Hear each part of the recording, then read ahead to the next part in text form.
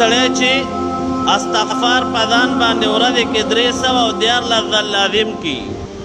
314 ځل دا رونو ګورئ دا بالکل مجربه نسخه ده او دې باندې تجربه شوې ده یو سړی د قرض کې بنیم یو سړی وایي د مشکل کې بنیم یو سړی وایي د امتحان کې نه پاس کېږم یو سړی وایي د ما ناچاقي ده یو سړی وایي د پلاني مشکل کې ګیریم دا د 314 ځل استغفار په ځان باندې لازم کی او دا دی وایي استغفر الله الذي لا اله الا هو الحي القيوم واتوب الیه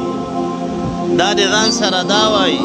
الله پاک جل شانه به دا مشکل حل کوي 314 ځل قسم د ما بعد خلکو ته دا وظیفې ورکړې دي ما ته چې څوک وایي استاد جي زه پلاني مشکل کې ګرفتار یم نه زه ورته اکثر دا وایم چې 314 ځل استغفار پابندۍ سره ورځې کې وایه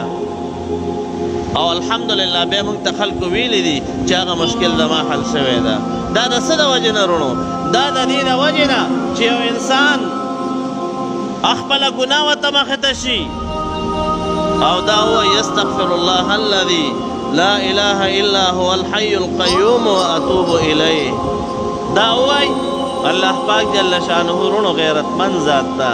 او خدای پاک جل شانه د انسان گناہ معاف کوي او نبی مهربان صلی الله علیه وسلم مبارک فرمایي حدیث قدسی ده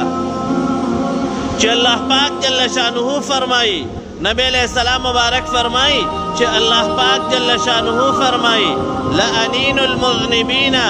احب الی من رجل المسبحین چې کوم سړی ګناهګار وي او دا ماته د ګناهونو د وجې نه ژړا کوي او اوښکې تویوي نبی مهربان صلی الله علیه وسلم مبارک فرمایي چې الله پاک جل شانه فرمایي دغه ژړا کوونکي آواز ماته د سبحان الله ویلو نه بهتر ده او دا ماته محبوب ده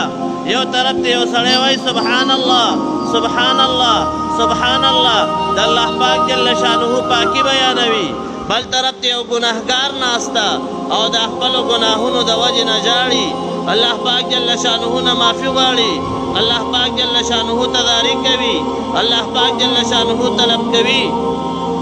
او اوښکې تویوي نبی علیہ السلام مبارک فرمایي چې دغه مسلمان چې ماته دا اوښکې تویوي دغه د آواز ماته د سبحان الله ویلو نه بهتر ده